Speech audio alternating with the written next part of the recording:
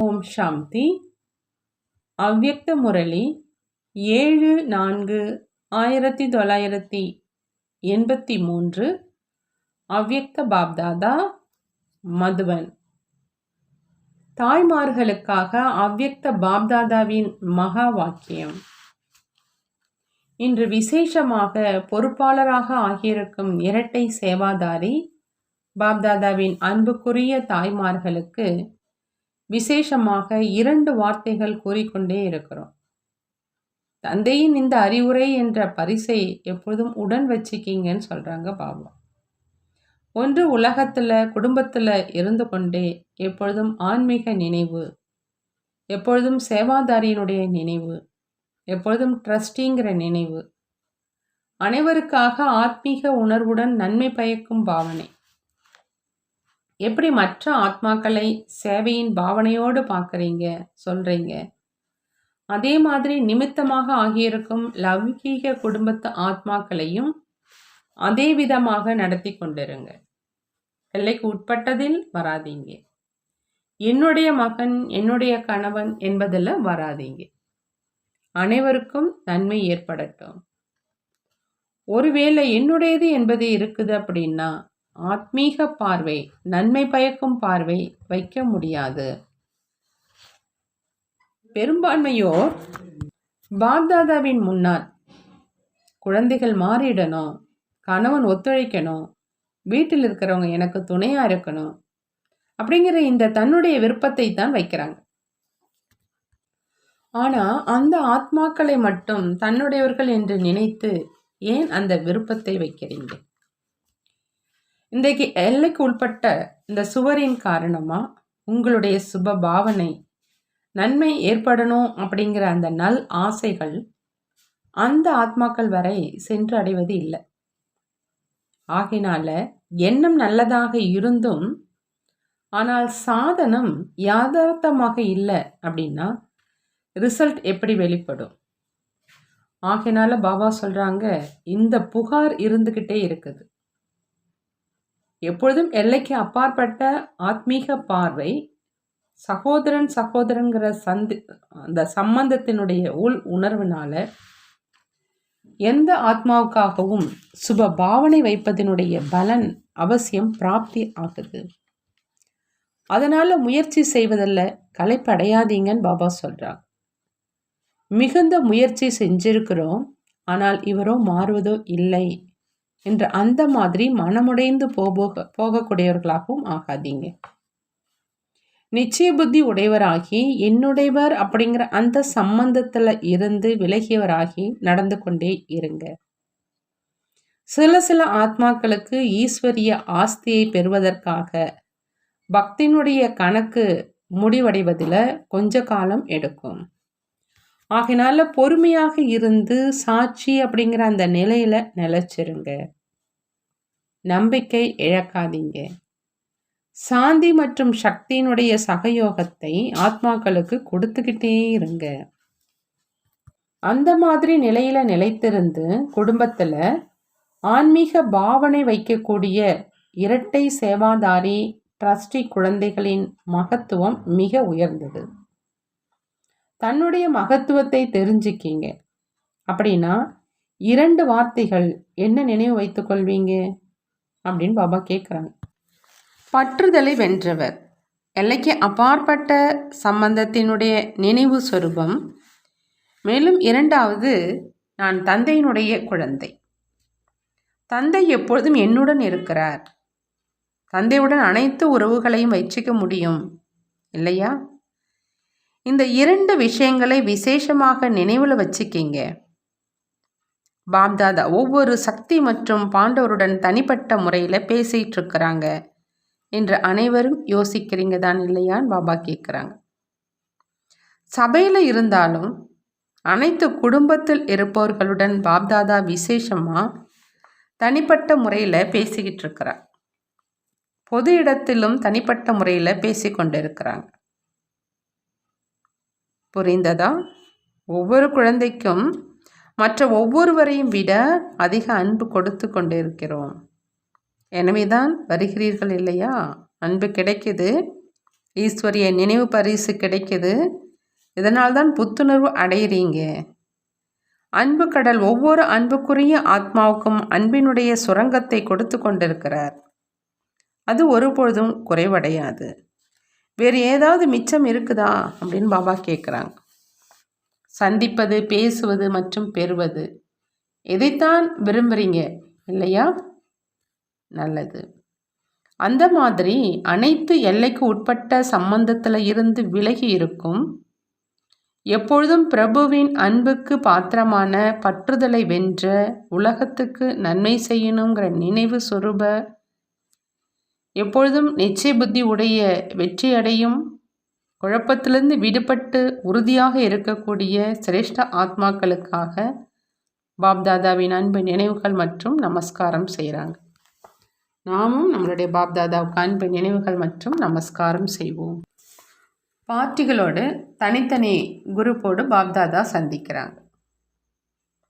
தந்தையின் பாராட்டுக்கு தகுதியானவர் ஆவதற்காக மாயாவுக்கு பிரியா விடை கொடுத்து அனுப்புங்கன்னு பாபா சொல்கிறாங்க. எப்பொழுதும் தன்னை தந்தையின் துணைவனாக அனுபவம் செய்கிறீங்களான்னு கேட்குறாங்க. யாருடைய துணைவனாக சர்வ சக்திவான் இருக்கிறாங்க அப்படின்னா அவங்களுக்கு எப்பொழுதுமே அனைத்து பிராப்திகள் இருக்குது. அவங்க முன்பு ஒருபொழுதும் எந்த விதமான மாயா வர முடியாது. மாயாவுக்கு விடை கொடுத்துட்டீங்களா அப்படின்னு கேட்குறாங்க பாபா. எப்பொழுதாவது மாயாவுக்கு விருந்து உபசாரமோ செய்வதில்லையே. யார் மாயாவுக்கு விடை கொடுப்பவங்களோ அவங்களுக்கு பாப்தாதா மூலமாக ஒவ்வொரு அடியிலும் ஆசீர்வாதம் கிடைக்கிது. ஒருவேளை இதுவரையிலும் விடை கொடுக்கல என்றால் என்ன செய்வது, எப்படி செய்வது என்று அடிக்கடி கதற வேண்டியதாக இருக்கும். ஆகினால நிரந்தரமாக விடை கொடுப்பவராக, மேலும் வாழ்த்துக்கள் பெறுபவராக ஆகுங்கன்னு பாபா சொல்கிறாங்க. அந்த மாதிரி அதிர்ஷ்டம் நிறைந்த ஆத்மாக்கள் நீங்கள். ஒவ்வொரு அடியிலும் தந்தை உடன் இருக்கிறார் என்றால் வாழ்த்துக்களும் கூடவே இருக்குது. சுயம் பகவான் ஆத்மாக்கள் எங்களுக்கு வாழ்த்துக்கள் கொடுக்கிறார் என்ற இதே நினைவில் எப்போதும் இருங்க. எதை நினைக்கவே இல்லையோ அதை அடைந்துட்டோம். தந்தையை அடைந்தோம், அனைத்தையும் அடைந்தோம், அனைத்து பிராப்தி சொரூபமாக்கிட்டீங்க. எப்பொழுதும் இதே பாக்கியத்தை நினைவு செய்யுங்கன்னு பாபா சொல்கிறாங்க. இரண்டாவதா, அனைவரும் ஒரு தந்தையின் அன்பில் மூழ்கி இருக்கீங்களான்னு பாபா கேட்குறாங்க. எப்படி கடலில் மூழ்கிடுறாங்க, அதே போல் தந்தையின் அன்பில் எப்பொழுதும் மூழ்கி இருப்பது. யார் எப்பொழுதும் அன்பில் மூழ்கி இருக்கிறாங்களோ அவங்களுக்கு உலகத்தின் எந்த விஷயத்தின் பாதிப்பும் இருப்பதில்லை. அன்பில் மூழ்கி இருக்கும் காரணத்தினால அனைத்து விஷயங்கள்ல இருந்து சுலபமாகவே விடுபட்டுடுறாங்க. கடின உழைப்பு உழைக்க வேண்டியது இருக்காது. பக்தர்களுக்காக இவரோ தன்னையே மறந்த நிலையில் இருக்கிறாங்க அப்படின்னு சொல்லுவாங்க. ஆனால் குழந்தைகளோ எப்பொழுதும் அன்பில் மூழ்கி இருக்கிறாங்க. அவங்களுக்கு உலகின் நினைவு இருப்பதில்லை. என்னுடைய வீடு, என்னுடைய குழந்தை, இது என்னுடையது. அந்த மாதிரி இந்த என்னுடையது என்னுடையது என்ற அனைத்தும் முடிந்த நிலை. என்னுடையவர் ஒரு தந்தை, அவ்வளவுதான். மற்றும் மற்ற அனைத்து என்னுடையதும் முடிந்தது. மேலும் என்னுடையது என்பது அழுக்காக்கி விடுது. என்னுடையது ஒரு தந்தை என்றால் அழுக்கு அகன்றிடுதுன்னு சொல்கிறாங்க பாபா. என்னுடையது அப்படிங்கிறது அழுக்காக்கிடுது. என்னுடையது ஒரு தந்தை அப்படிங்கிறது அழுக்கை அகற்றுதுன்னு சொல்கிறாங்க. அடுத்து பாபா சொல்கிறாங்க, தந்தைக்கு ஒவ்வொரு குழந்தையும் மிக அன்புக்குரியவங்கன்னு சொல்கிறாங்க. நீங்கள் அனைவரும் சிரேஷ்டத்திலும் சிரேஷ்டமானவங்க. ஏழையாக இருந்தாலும், செல்வந்தராக இருந்தாலும், படித்தவராக இருந்தாலும், படிக்காதவராக இருந்தாலும், அனைவரும் ஒருவர் இன்னொருவரை விட அதிக அன்புக்குரியவங்க. தந்தையை பொறுத்தவரை அனைவருமே விசேஷ ஆத்மாக்கள் தான். அனைவரிலும் என்ன விசேஷம் இருக்குதுன்னு பாபா கேட்குறாங்க. தந்தையை தெரிந்து கொண்டதனுடைய விசேஷம் இருக்குது. யாரை பெரிய பெரிய ரிஷிகள், முனிகள் தெரிந்து கொள்ள முடியலையோ அவரை நீங்கள் தெரிஞ்சுக்கிட்டீங்க, அடைஞ்சிட்டீங்க. பாவம் அவங்களோ தெரியாது தெரியாது அப்படின்னு சொல்லிட்டாங்க. நீங்க அனைத்தையும் தெரிந்து கொண்டீர்கள். ஆகையினால பாப்தாதா அந்த மாதிரி விசேஷ ஆத்மாக்களுக்கு தினமும் அன்பு நினைவுகளை கொடுக்குறாங்க. தினமும் சந்திக்கிறாங்க. அமிர்த வேளையினுடைய நேரம் குறிப்பாக குழந்தைகளுக்கானது. பக்தர்களுடைய வரிசை பின்னர் குழந்தைகள்தான். முன்னர் யார் விசேஷ ஆத்மாக்களாக இருப்பாங்களோ அவங்களை சந்திக்கும் நேரமும் அவசியம் விசேஷமாக இருக்கும் இல்லையான்னு பாபா கேட்குறாங்க. ஆகையினால தன்னை எப்பொழுதும் அந்த மாதிரியான விசேஷ ஆத்மா அப்படின்னு புரிஞ்சுக்கிங்க. மேலும் எப்பொழுதும் குஷியில் பறந்துக்கிட்டே இருங்கன்னு சொல்கிறாங்க. 4வதாக பிராமண குழந்தைகள் தங்களுடைய நோய்க்கான மருத்துவத்தை அவர்களே செய்ய முடியும் அப்படின்னு சொல்கிறாங்க பாபா. குஷிங்கிற டானிக் ஒரு நொடியில் பலன் கொடுக்கும் மருந்து. எப்படி அவங்க சக்தி நிறைந்த இன்ஜெக்ஷன் போட்டுடுறாங்க அப்படின்னா மாறிடுறாங்க. அந்த மாதிரி பிராமணர்கள் தனக்குத்தானே குஷியினுடைய மாத்திரை கொடுத்துடுறாங்க மற்றும் குஷியின் இன்ஜெக்ஷன் போட்டுடுறாங்க. இந்த ஸ்டாக்கோ அனைவரிடம் இருக்குதான் இல்லையான்னு பாபா கேட்குறாங்க. ஞானத்தின் ஆதாரத்தில் சரீரத்தை நடத்தணும். ஞானத்தின் ஆதாரத்தினுடைய லைட், அதாவது ஒளி, மற்றும் மைட், அதாவது சக்தி மிகவும் உதவி கொடுக்குது. ஏதாவது நோய் வருது அப்படின்னா இதுவும் புத்திக்கு ஓய்வு கொடுப்பதற்கான சாதனம். சூட்சும வதனத்தில் அவ்யக்த பாப்தாதாவோடு 2 நாட்கள் அழைப்பின் அஷ்ட லீலை விளையாடுவதற்காக வந்து சேருங்க.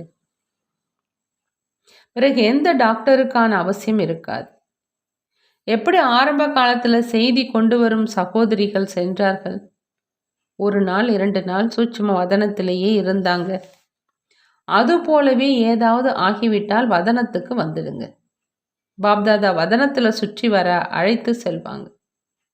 பக்தர்களிடமும் அழைத்து செல்வாங்க. லண்டன் அமெரிக்காவை சுற்றி பார்க்க அழைத்து செல்வாங்க. உலகை சுற்றி காட்டுவாங்க. ஆகையினால எப்பொழுதாவது ஏதாவது நோய் வந்தது அப்படின்னா சூட்சும வதனத்திலிருந்து அழைப்பு வந்திருக்குது என்று புரிந்துக்குங்க. நோய் வரவில்லை, அழைப்பு வந்திருக்குது. அடுத்து பாபா ஒரு கேள்வி கேட்குறாங்க. சகஜ யோகி வாழ்க்கையினுடைய சிறப்பு என்ன அப்படின்னு பாபா பதில் சொல்கிறாங்க. யோகி வாழ்க்கை அப்படின்னா எப்பொழுதும் சுகம் நிறைந்த வாழ்க்கை. யார் சகஜ யோகியாக இருக்கிறாங்களோ அவங்க எப்பொழுதும் சுகங்கிற ஊஞ்சல்ல ஆடுபவராக இருப்பாங்க. எப்பொழுது சுகவல்லல் தந்தையே தன்னுடையவராக ஆகிவிட்டார் என்றால் சுகமே சுகம் ஆகிவிட்டது தான் இல்லையா? ஆகவே சுகத்தின் ஊஞ்சல்ல ஆடிக்கொண்டே இருங்க. சுகவல்லல் தந்தை கிடைத்து விட்டார், சுகமான வாழ்க்கை ஆயிடுச்சு, சுகமான உலகம் கிடைச்சிருச்சு. இதுதான் யோகி வாழ்க்கையினுடைய சிறப்பு. அதில் துக்கத்தினுடைய பெயர் அடையாளமே இல்லைன்னு சொல்கிறாங்க பாபா. பாபா அடுத்து இன்னொரு கேள்வி கேட்குறாங்க. வயதானவர்கள் மற்றும் படிக்காதவர்கள் எந்த ஆதாரத்தில் சேவை செய்யணும்? பாபா பதில் சொல்கிறாங்க. தன்னுடைய அனுபவத்தின் ஆதாரத்தில் சேவை செய்யணும். அனுபவத்தின் கதையை அனைவருக்கும் சொல்லுங்க. எப்படி வீட்டில் பாட்டி தாத்தா குழந்தைகளுக்கு கதை சொன்னாங்களோ அதே மாதிரி நீங்களும் அனுபவத்தினுடைய கதையை சொல்லுங்க. என்ன கிடைச்சது, என்ன அடைந்தோம், இதைத்தான் சொல்லணும். இது மிகப்பெரிய சேவை இல்லையா? இதை ஒவ்வொருவரும் செய்ய முடியும். நினைவு மற்றும் சேவையிலேயே எப்பொழுதும் ஆர்வத்தோடு இருங்க. இதுதான் தந்தைக்கு சமமான கடமை அப்படின்னு பாபா சொல்கிறாங்க. பாபா வரதானம் கொடுக்குறாங்க. பிராமண ஜென்மத்தின் விசேஷத்தை இயற்கையான இயல்பாக ஆக்கக்கூடிய சகஜ முயற்சியாளர் ஆகுக. சகஜ முயற்சியாளர் ஆகணும் அப்படின்னா பாபா சொல்கிறாங்க, பிராமண ஜென்மத்தினுடைய விசேஷத்தை இயற்கையான இயல்பாக ஆக்கிக்கணும் அப்படின்னு. எப்படி யாருடைய ஜென்மமாவது ராஜ குடும்பத்தில் ஏற்பட்டிருக்குது அப்படின்னா நான் ராஜகுமார் அல்லது ராஜகுமாரி அப்படி அடிக்கடி நினைவில் கொண்டு வருவாங்க. செய்யும் காரியம் ஆர்வத்தின் காரணமாக சாதாரணமாக இருந்தால் கூட தனது ஜென்மத்தினுடைய விசேஷத்தை மறக்க மாட்டாங்க. அந்த மாதிரி பிராமண ஜென்மம் தான் விசேஷ ஜென்மம். எனவே ஜென்மமும் சிரேஷ்டம், தர்மமும் சிரேஷ்டம், அதாவது தாரணையும் சிரேஷ்டம், மேலும் கர்மமும் சிரேஷ்டம். ஜென்மம், தர்மம், கர்மம் சிரேஷ்டம். இதே சிரேஷ்ட தன்மை, அதாவது சிறப்பான வாழ்க்கை நினைவில் இயற்கையாக இருந்தது அப்படின்னா சகஜ முயற்சியாளர் ஆகிடுவாங்க. விசேஷ வாழ்க்கை உள்ள ஆத்மாக்கள் ஒருபொழுதும் சாதாரண காரியம் செய்ய முடியாதுங்கிறாங்க பாபா. ஸ்லோகன்: டபுள் லைட்டாக இருக்கணும் அப்படின்னா விக்ன விநாசக் ஆகுங்கள், தடைகளை அழிப்போராக ஆகுங்கள். தடைகளை அழிப்போராக ஆயிட்டா டபுள் லைட்டாக ஆயிடலான்னு சொல்கிறாங்க பாபா. நல்லது. ஓம் சாந்தி. நன்றி பாபா, நன்றி.